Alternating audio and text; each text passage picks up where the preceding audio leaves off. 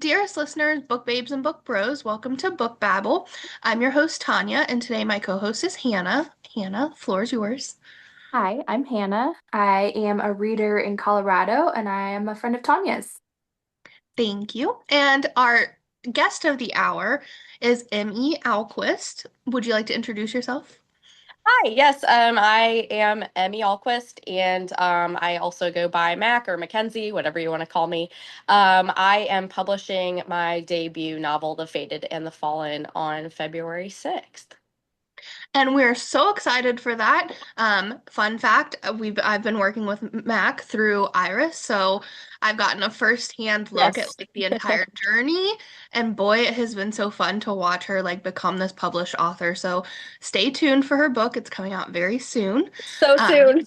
yes, very, very soon. Like in a that's like just It's over less than 2 weeks. yeah, Yeah. Oh just my over a week away. gosh. Yeah, so get ready, everyone. So enough of that babbling. Are you ready to babble, Mac, for I like about am. your book? Awesome. Yes. Well, I'll put 5 minutes on the clock and Hannah will get us started.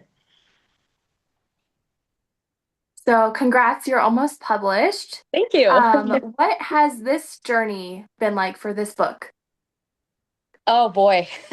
It's been a roller coaster. I started this book in, I want to say, January or February of 23, and kind of just took my time writing it. Next thing I knew, I had a completed manuscript in my hand about it was about a year later, so not anything crazy, but little did I know that that was just the beginning. The editing part took a lot of time because I am much more of a pantser than a plotter when it comes to writing. And I just I had a lot of cleaning up to do in my plot. So it was kind of all over the place. And then at one point I got a wild hair that I wanted to maybe query it, which I did way too soon because I made ended up making so many changes to my manuscript. Needless to say, nothing came of that, which I wasn't really expecting it to. But I am really happy with the way things have worked out, going the self-publishing route. And I've met a lot of cool people along the way, so I have no regrets of going this route. But it has definitely been a roller coaster of hard work and emotion. So you just mentioned meeting a lot of people along the way. Can you kind of talk to us about that and the community you've built and how, how you've actually done that and what impact it's had on you as an author? Oh yeah. So all of this really started, my friend Aspen A.R. Schilling. I love I her. know. So Sorry. she's actually I have her to blame for all of this. I I mean I loved writing as a kid, but growing up and like they always ask you like, what do you want to be when you grow up? And if you say you want to be a writer, teachers maybe not so much anymore, but when I was younger, they would like look at you sideways like that's not gonna be a profitable thing. You can't just it's like a kid saying they want to be a professional sports player. They're like, okay, but what do you really want to do? So I kind of got away from it for a long time, would just kind of write as a hobby. And then um, eventually I've, settled down with my family, and I wouldn't say that I have more free time, but I've kind of gotten back into my hobbies. And so I started off as a reader first, as I think most of us, if not all of us, do. And I got obsessed with it and kind of started getting that bug again. And then I got connected with Aspen and got on her alpha reading team, and like we got to be good friends. Um, and she was like, I was like, I don't know when I'm going to be ready. I want to write something at some point. And she was like, why don't you just start? And I was like, I don't know. So I did. And yeah, and then the rest is kind of history. And we're good friends and we talk almost daily. But it's kind of been, she was the first person I met along the way. And then just you meet connections through, cover artists and commissioning art and all of these things. And I mean, everybody that I've worked with in this community has just been so wonderful.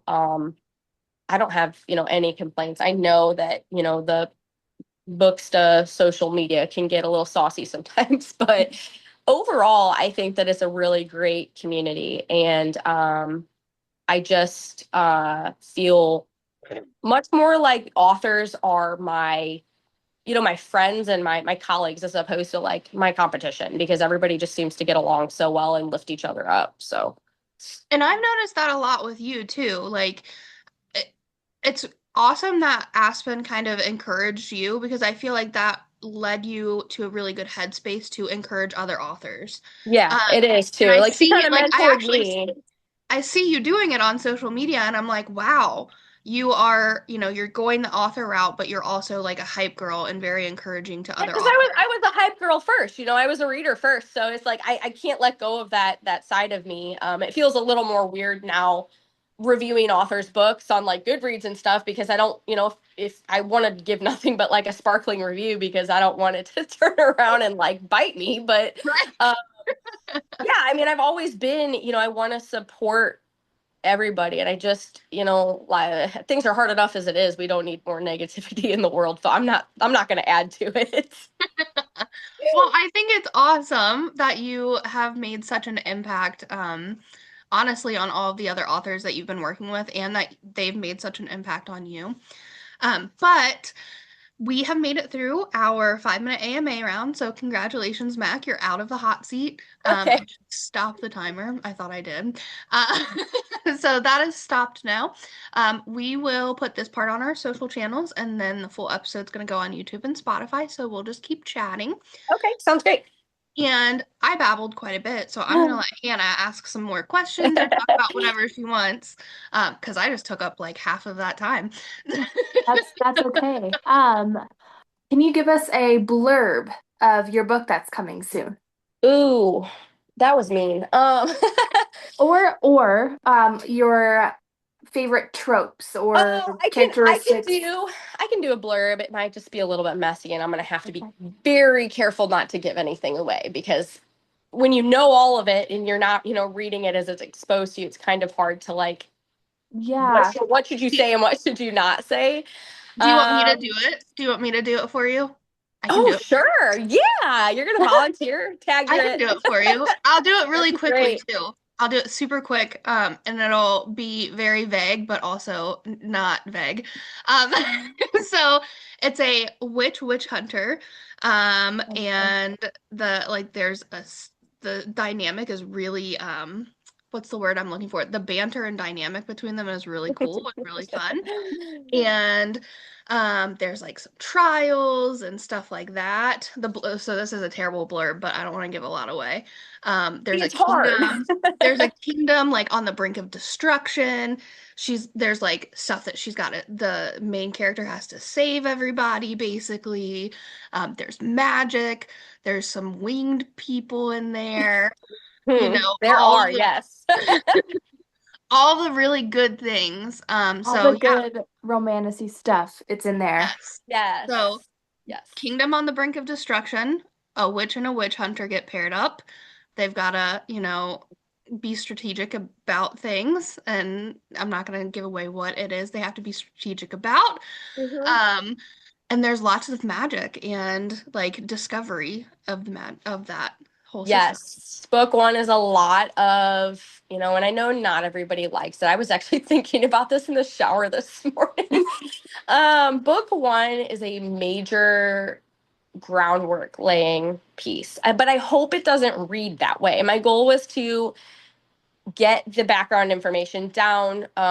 We kind of ride along with Hazel in this like self-discovery aspect, and it's all important, and it all really lays the groundwork. I'm writing book two. I'm set to have it done for my editor by the end of April, my developmental editor. And let's just say it's going.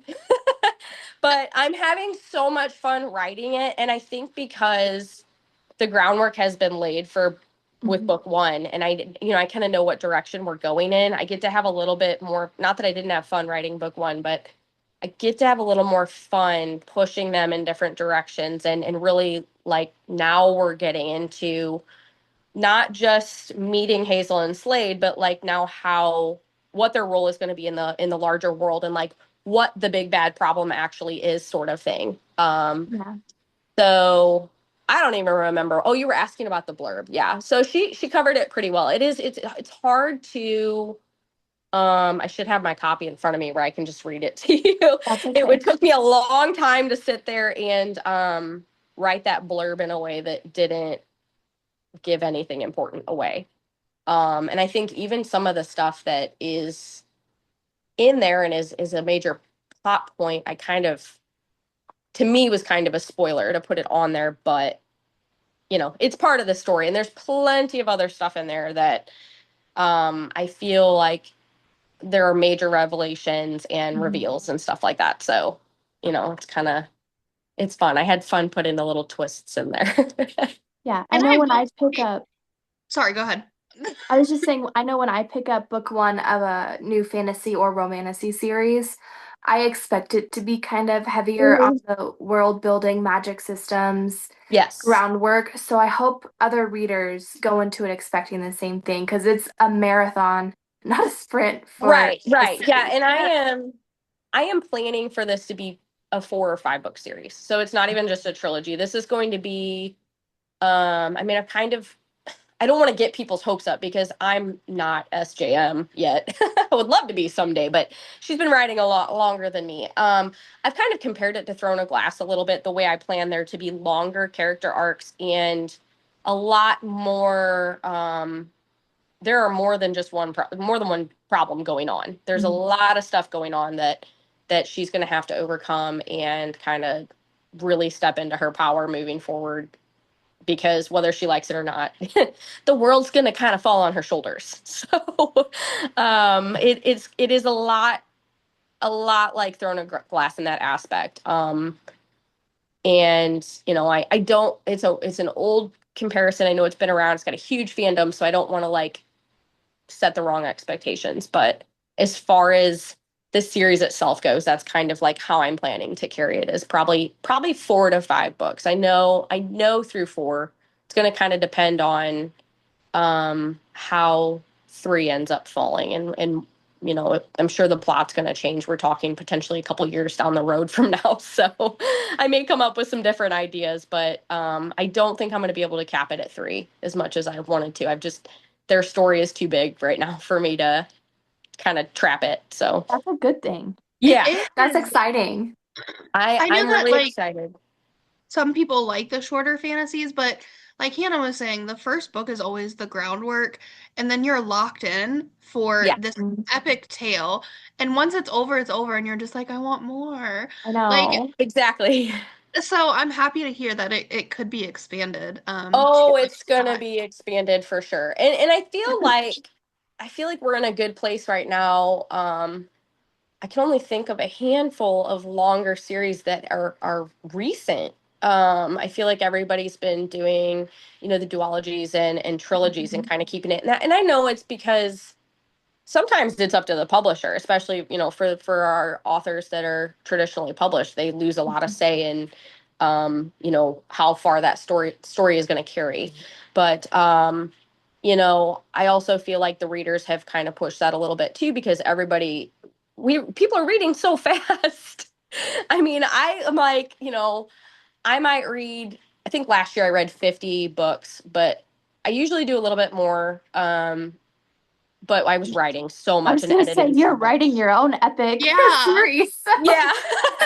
I think prior to writing, I would do around like, 75-ish or something like that. And I thought that was crazy. And you've got people that will read that many in like a month. Just shrug it off. That's nothing. Yeah. So I've read over 30 already this month. This month? 30 Oh yeah. this month?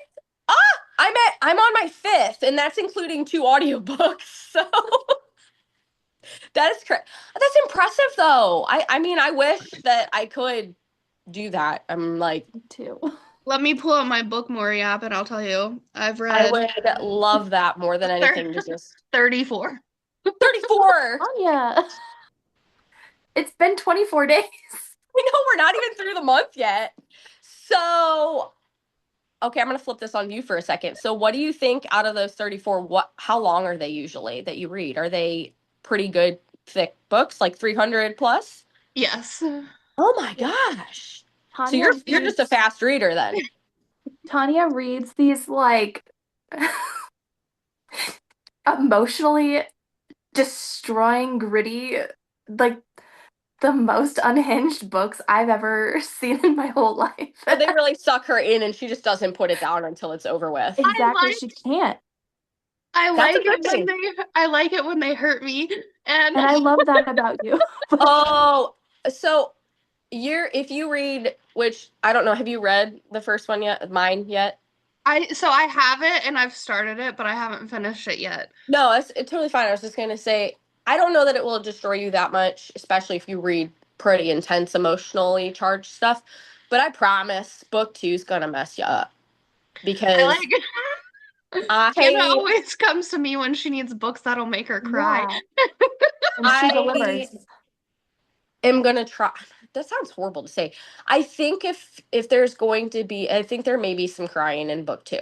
Yes. Hope so. I get so happy over It's that. it's even a more emotionally charged. I'm not really.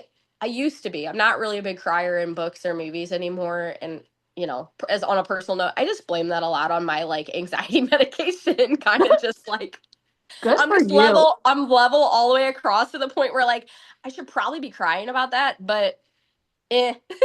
If you need a rec, ask Tanya. I'm like, but Yeah. Just because tell I me see your some trigger warnings first. some I don't really have any. I mean, there's definitely things that I probably wouldn't like reading, but I guess I should say I'm fortunate that I don't have any major triggers in my life where I know that's another huge controversy is like trigger warnings and stuff. My book does have a trigger warning in it, or a content warning page. Just because I have too much respect for people and their lives and their struggles and their experiences that I don't want somebody coming into it blindsided. And there are a few scenes that could certainly be triggering for people in my story towards the end. I would And I be don't ever I terrible don't at want that because, like, to me, I mean, I'm traumatized enough that like things just Tanya don't calls it a menu. like things just don't I've heard that like term they don't before. trigger me the way that they trigger other people. So like when I see trigger warnings and then I read the story, I'm like, oh, that was nothing. Like Yes. I wouldn't Yeah. even think to like to do that. It's a I To mean, menu I for I guess you. I went so far as just because there's different levels of sensitivity across the board, right? Exactly. Everybody's sensitive to something different. And when I say sensitive in the most respectful way, like I Hmm. totally get it. Like, I mean, I have things in life that trigger me. I just don't think I necessarily have had anything come across in a book that I didn't Mhm. like so much like as things that would trigger me in real life that if I read about, I'm like, okay, I can differentiate. That's not real. It doesn't Right. activate anything in my brain where I'm Hmm. like, flashing back to memories or anything like that. But I mean, my trigger warning list, I have things on there that are like, there's a special horse in the story to one of the main characters, and the character had actually rescued him from a bad situation, and he's the only person that the horse trusts. I don't go into like grave detail, but just for some people, even just talking about the fact that an animal was abused is enough for them to like get sick to their stomach and want to put it down because they have a very vivid imagination, Hmm. and they can run through all the possibilities that might have happened.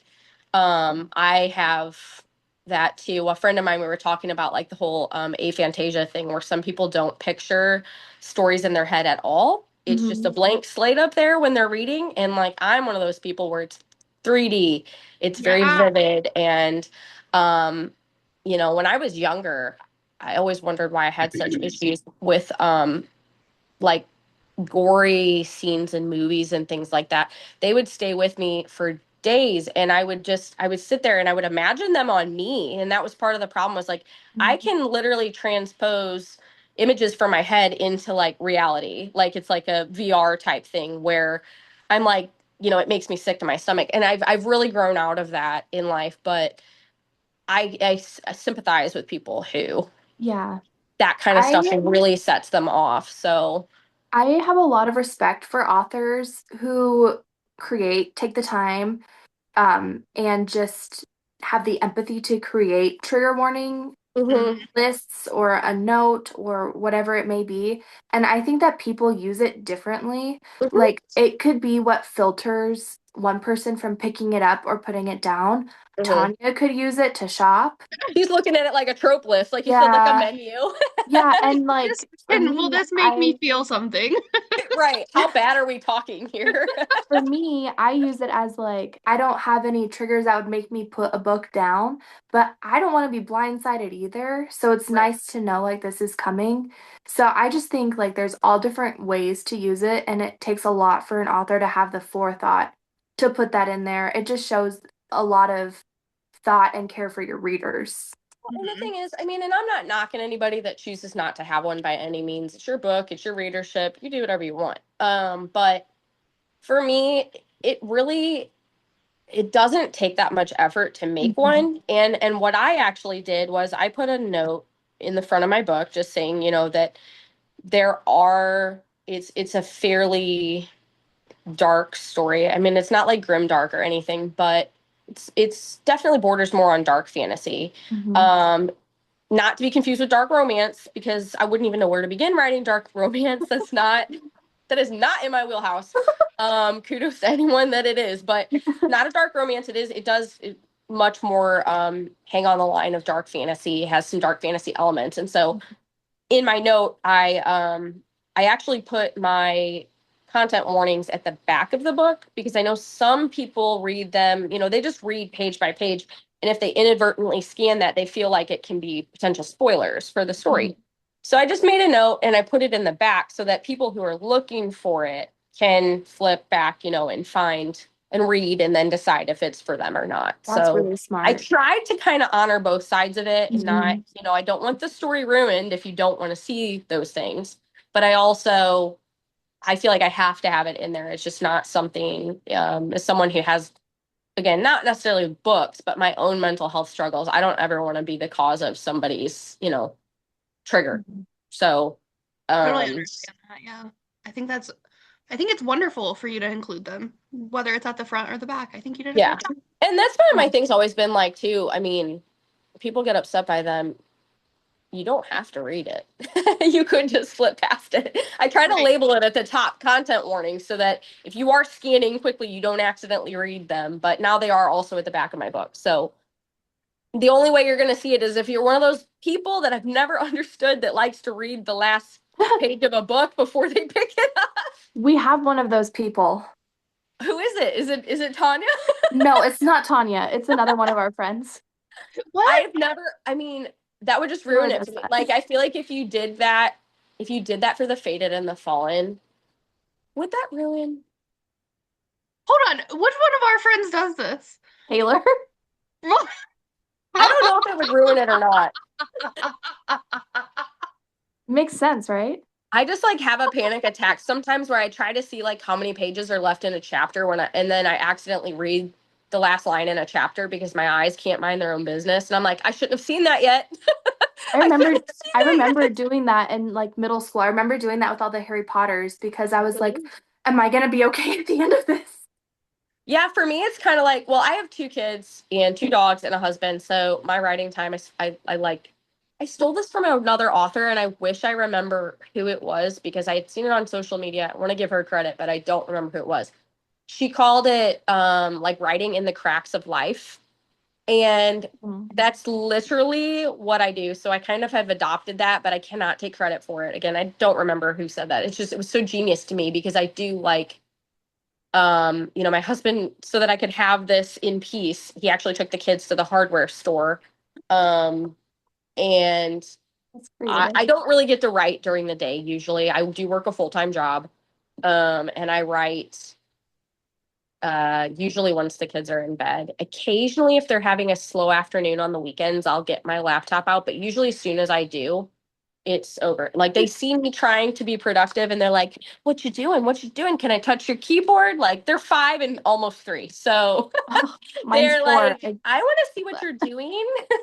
Like, it's fun, but it's definitely hectic. So trying to meet this deadline is something else. But it's actually I think it's motivating me a little bit. more so than if I didn't have a deadline. Because with the Faded and the Fallen, I didn't give anybody deadlines. I was so not passive aggressive, passive literally about everything, everyone I booked. They're like, well, is such and such date okay? I'm like, yeah, I don't have any plans, just whenever you can get it done. And then, then I end up finishing my manuscript and I'm like, oh, now I just got to sit here and wait. um, but And waiting yeah, is so hard, especially for the first book. You're just like, I want to get this out in the world. Like, you're so excited about it, and then you have to sit there. You just have to wait. it is, everything's clicking now. Rena, my cover artist, she is Violet Book Design, Mhm. Oh my God, and she's just such an beautiful work. absolute genius. But like, I didn't realize stupidly because she's amazing and you see her stuff, everywhere. I didn't realize how hard she was going to be to get on her schedule. And when I reached out to her, it was around this time last year. Um, and she was like, "Hey, I would love to take you on." She goes, "But my next opening's not until October." And I was like, "Oh, well, so much for dropping my book in the fall." Yeah. um, but it actually ended up working out. She's so worth the wait. And I was smart and I was like, "Hey, I want to stay with you for these books. So while I'm thinking about it, like, what's the soonest I can get on your books for my book too, and maybe even just onward because I don't want to have to wait." It ended up working out though because I had grossly underestimated the editing process. And if you guys could see the original version of The Fated and the Fallen, it's so much change. And I have to give a shout out to my editor, Hannah. She has stepped away from the bookish space for now. And I really hope she makes her way back. She she had too much on her plate, and I totally respect her for recognizing that. But she's such an amazing editor. She was so fun to work with. And I was just blown away at how much her edits helped me, like, take this story that was kind of all over the place, if I'm honest, and make it into something that people would actually want to read. And before she got her hands on it, Hazel didn't really.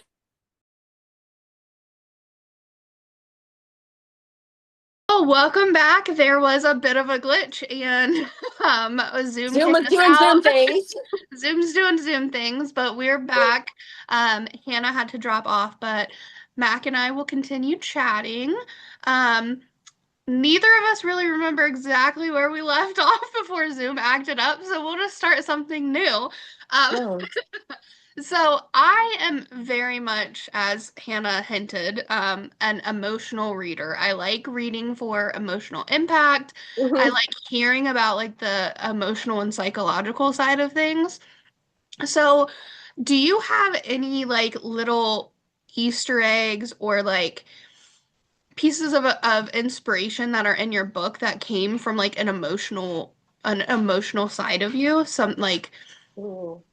did someone impact you a certain way and it showed up in your book, or is there like someone that you really love that was inspired that you were inspired by and you wrote them as a character, things like that? I'm laughing because I don't think anybody would want to be a character in my book. I I would be don't think honored. if I did, I don't think they would want me to admit it just because of the trauma that I put everyone through in this book. You should I would name a have. character after me and just put her through the worst. Like I would be Oh no, honored. I could I would never. I would be honored and like I mean as long as you don't I like could only torture do me that to to somebody that like I didn't like. just like don't torture me to death. Like give me a really cool ending where I'm like it's a happy ending but I've went through some shit, you know? Yeah, um, you could be like, a warrior in a fight or something, and like, Yeah. There you go. we could probably do something like that. I've I've got some. There's going to be some gritty stuff coming up, so I could probably do something like that. But, as far as everyone that I had, like the way it's currently written. My best friend said that Hazel reminds her a lot of me. Um, that she sees a lot of me in her with like her sarcasm and just like her personality and stuff, which kind of makes sense to me. Like I could say maybe just inadvertently like wrote myself into her, um that sort of thing. But I don't really think um I don't really know that there's any specific situations that I used from my life or shaped, that shaped like the characters or the story necessarily. That would be the closest thing would be Hazel's personality. Like I said, my best friend really said she sees when she was reading it, she sees a lot of me in her. Um, Whether that's a good or bad thing, I'm not really sure yet. I guess Happens I'll quite a leave that bit up to other though. people to decide. But I actually was glad to hear that because, I feel like a lot of the ways that she reacts to things and her responses to events or like things that go wrong or they were natural because it was like kind of just automatically in my head was like, well, how would I have reacted to that? Hmm. And I just basically wrote down like, yeah, that's about what I would think too in that situation. It's like, And like that's the cool thing about writing though is that even if you're in this fantasy world, especially as like a first person narrative, I know you did third person, but like whatever whatever the main character's point of view is, you typically get like insight into the author and how like yeah. their personality because Hmm. it's almost like an exploration of like it's an exploration of themselves. Like this is Hmm. Very much so. so you get a lot of their traits in the main characters, which I find really fascinating. And And it's like funny you because I have, it is third person, but I would say it's more of a close third person too, because you do get some internal thoughts of hers and a little bit of, I wouldn't say monologuing, but you get like, sometimes where you're getting like what she's thinking in a moment as opposed to like what she's saying out loud in her actions and things like that. So it is kind of, yeah. I mean, I like first person. I actually find first person really quick to read, but harder for me to write in. I have trouble maintaining my tenses when I try to write in first person, which is really, really strange. But um, a third person comes a little more naturally to me. But I do have a couple other projects that I'm working on that I want to do in first person. They aren't priority right now. So, Mhm. but yeah, it's really funny that, you say that and it is kind of seeing inside our head a little bit. And especially if I don't know of a situation where an author doesn't put their stuff, could say that they don't put some of themselves in their story. I think that's part of why we do what we do. It's a self-expression that we just kind of hope someone else likes. um, and, you know, outside of, Hazel having some um kind of being comparative to me, I would say Slade is more of a kind of just an overarching theme of like the not any one person or situation, but just kind of the man who has always been expected to be mean or tough. And even if they've gone through all sorts of horrible things and had a terrible life, they're not supposed to be sensitive or have any other emotions other than like, this tough guy rage all the time.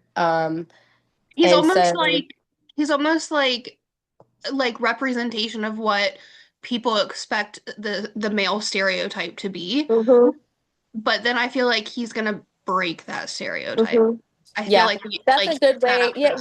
without giving too much. I don't feel like that gives too much away. I mean, that's kind of I kind of want people to know that about him. I mean, I don't want to use mental health as like a trope by any means. It's not a selling point. It is just a kind of a feature of my book though that Slade is very raw. He's been through a lot and he's multidimensional. There's way more to him than just being a witch hunter. And we get to explore that a lot. And she plays a huge role in, you know, making him face those things and kind of come to terms with um, things that he's held in for a long time. So that actually adds another dynamic and depth to their relationship, is that, like, you know, she doesn't take any crap from him, even though she probably should just keep her mouth shut because he literally could like end her at any moment. And she's lucky that he hasn't. But and that's a lot like me. Like I just spout off. I don't really have much of a filter Same, it's in okay. situations like that. But he kind of sits back and is like, she's not what he expected when he found out that, they had captured this witch. And, that's where he kind of first takes an interest in her is for selfish purposes. And then as he gets to know her, he's kind of like, you know, was expecting her to be afraid of him and kind of cower. And now instead she's this like more outspoken person. She's not necessarily physically strong. She's not one of those girls that we see a lot in fantasy that I love them, but I didn't want to write one for no particular reason. It just didn't feel right for Hazel to be able to just like step out and be wielding a sword or whatever and like know how to do it because she grew up on a failing farmstead during a hard time and kind of just fell into step with her dad at their inn. That's not somebody that really felt like they would know how to do those things to me. So not saying a girl can't have hobbies but she just didn't. As I was developing her, she did it felt right to just have her be like, kind of like, I know I stick them with the pointy end kind of thing, but Mhm. beyond that, I don't know what to do with this. So she's definitely more mentally strong than physically. And even so, she has a lot of growth she has to do in this book. Yeah, and your characters, And- they're dynamic and they break boundaries. Like you introduce Slade as someone who's like he's thought of as the stereotypical male, but there's a lot more underneath of that and a lot more to explore. Whereas Hazel is seen as like physically weak, but she is not weak. Like that is not right. who she is. And you explore different types of strength through your characters, which is really admirable. Um, you know, when someone says strong, you picture, big muscles, but that's not the only way to be strong. Right. Um, Absolutely. which I think is like a really cool theme that you have going on in your book.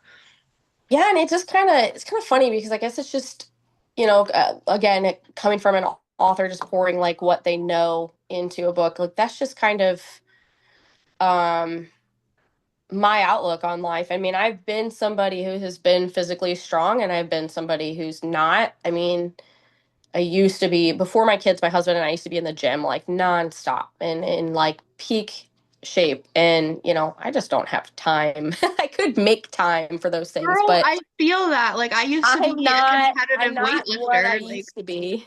yeah, it's um, there are but different levels to it. Yeah. and I guess that could be a part of it too. And you circling back to you asking about things from our lives that kind of play into that.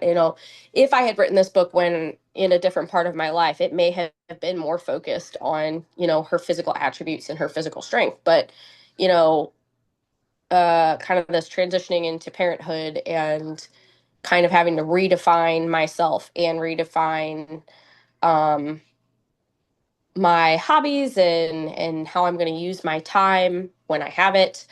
Uh, you can kind of say that that has played a role in the way that I wrote them too, because I don't only identify with that physical strength anymore. I have to, um, I had kind of had to let that go a little bit. It's obviously you got to do what you got to do to stay healthy, but Yeah. It's not this all-consuming thing that it used to be. And it's really interesting because like Hazel, it's like, I've had you see moments of mental strength, and you also see moments of mental weakness or borderline breaking. And I think that, you know, I've certainly been there with, again, transitioning into being a parent from somebody that had, next to no responsibilities, where my only thing was like, well, how many hours am I going to spend at the gym today? Or like, Yeah. had to completely, change your life. And, um, kind of in a similar way, Hazel's life gets uprooted. And so it is kind of more the exploration of, ways that people can be strong without actually having to be physically strong. It's not Yeah. necessarily about being a knight and throwing your weight around.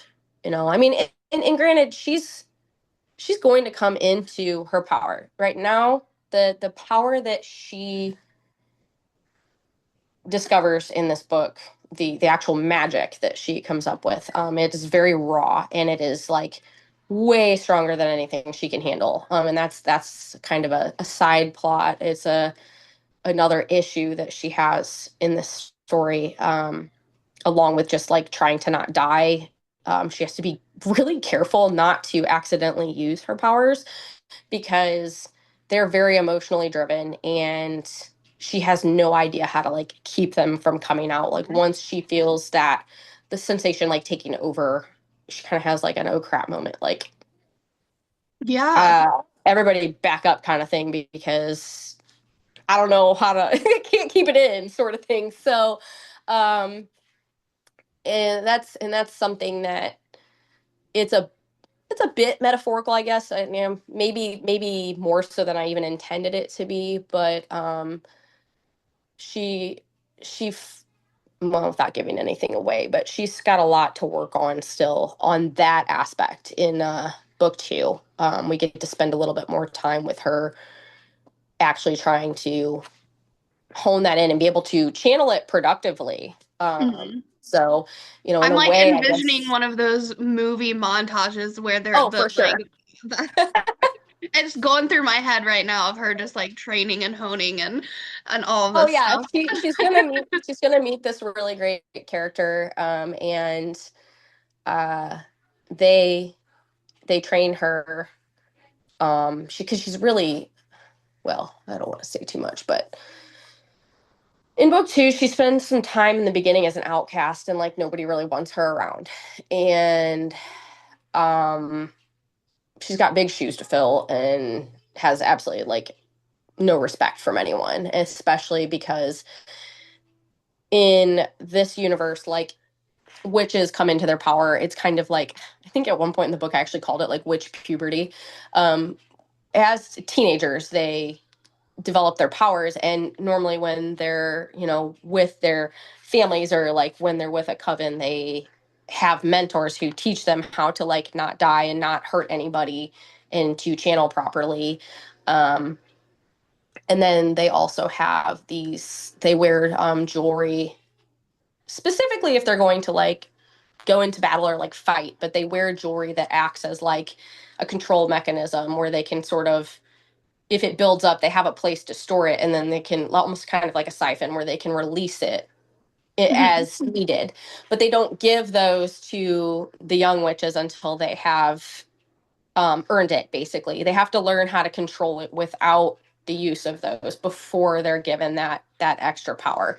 Um, and so when she gets to this point where she's training, and she's way behind everybody, because she's 27, so she's a solid 10 plus years behind where most people have, or witches have, witches are people, but they're special and they have, realized who and what they are by this point, if they didn't know already. And they get to, train from a young age with other people of their age, and they're not like starting from scratch, at almost 30 years old. So, um, it's kind of it's I've like I said I've had a lot of fun writing book two, and getting to make her grow even more. But I don't know, book one is I need to do a reread because I've stepped away from it for a little bit. You get too close for a while Yeah. where you get tired of looking. I'm like, this is garbage. Like I'm so tired of reading it. Like you start thinking it's like the point of diminishing returns where you're like, no, this is I should just throw this away. It's terrible. It's like you get to a point in that imposter syndrome just hits so hard and you can't, like, you're just like, this is Yeah. crap. Yeah. You just I keep get tearing it apart. It's like, I'm done making any changes to it. I've done like I had a friend do a proofread pass and she still found a couple of errors that we were able to catch before Rena did her final interior design bit on the paperback and hardcover copies. Girl, that happens Um, with everyone, trust me. Like oh, the I know, and it's still even going to the be in there. I mean, major. yeah, the major publishers have errors all the time. Yeah. So I'm not overly worried about it. I want to have as clean of a copy as I can. And, I think we're there. So I really enjoyed writing it. And I will say the first time I ever read it back to myself, I actually enjoyed reading it. And I was like, it felt good because I feel like it's not supposed to feel like that. Like you're supposed to be like, oh my God, this is terrible. um, And then I got too close to it for a while and I was like, no, this is terrible. No. It actually is. And then I made a bunch of with Hannah, I made a bunch of big revisions, read it again, and I'm like, okay, this kind of feels like it's going somewhere now. And then, I've had with working with Iris, I've had some of the ARC reviewers have been leaving their reviews, and I try so hard to stay off of Goodreads, but right now. It's like the only way I feel like I'm just trying to see a few. And I know that there's going to be unfavorable ones come in that I don't want to see. And that reviews are for readers, not authors. But it is so hard to keep your nose out of that business because there's like that You curiosity. you should have like a filter, have someone filter it for you. I have some other author friends who did that and they're like, Huh. there were some bad reviews that they didn't want to see, so they had someone close to them go through their reviews and they're like, okay, here, these are the ones that you should look at. And Yeah. it kind of gave them peace of mind because they are getting that good feedback without seeing the negative stuff right away. Yeah. And with Iris, we tell our influencers, like, we want you to be honest, but we also Oh, want you to be please. mindful. Yes. Like, be mindful of timing. Don't post something that's going to impact them right around release time because, like, they're on that release high. Like, they're excited that their book is coming out. They're so happy that all of this is like their little babies are coming to fruition. Right. Don't mess with that momentum. Wait until, they've had time to adjust to being a published author before you start like crapping on them. Um, Right. and Sorry. also don't crap on them, be kind. Like that, so that's the type of stuff that we try to reinforce over at Iris. Like we want you to be honest, but also be kind and be mindful. Oh Um, yeah. And like there's a way to be constructive without being mean. I want you to be honest. And I mean, part of being an author is having to develop thick skin. I haven't thankfully and it's probably in part to, you guys saying like please be honest but be mindful of the timing too. Right now all the reviews have been fantastic. I think when last I checked, there were 6 reviews, and five of them were 5-star reviews, and they were glowing. And then the one 4-star review, someone had just said, I just wasn't pulled in, and it just wasn't for me. And I'm like, that's that's totally fair. fair. That's totally fair. And honestly, to still give 4 stars is really nice. Right. It's really Yeah. generous when you didn't feel attached to it. I mean, that's kind of how I rate too. I'm not a super I'm not a super like discerning rater. I have a really, really soft rating scale Same. and it doesn't take much. If I enjoyed your book, even if it was, if someone else is going to come along and say it was trash or crap or whatever, like if I enjoyed it, you're gonna get 5 stars from me. And because I kind of feel like we forget sometimes that that's like the whole basis of that rating scale is not, was it a literary masterpiece necessarily? It's like, did you enjoy it? Would other people enjoy it? Yeah, Um, that's you how I do know, mine too. Like, if I enjoyed it, you're at least gonna get a 4 star. Like, if it was something, if I think that that story was really good, you're gonna have a 4 star, even if I didn't specifically enjoy it either. right. Um, like if it's well written, if there is a good plot, if the characters are well developed, you're getting a 4 star at minimum. Yeah, Even if I didn't like it. If I did like it, you're gonna get a 5 star because like you just made my whole day. So, right. I yeah. Right, y'all. So Zoom is just like hating us today so much. And I don't know what happened, but Mac got booted again. So I will just go ahead and wrap up the episode. And I want to say thank you to both Hannah and Mac for joining me today. I had such a fun time discussing The Fated and the Fallen and just Mac's whole, her whole author journey. So, thank you again to both of them for joining me today, and I hope everyone has a great day. Bye, everyone.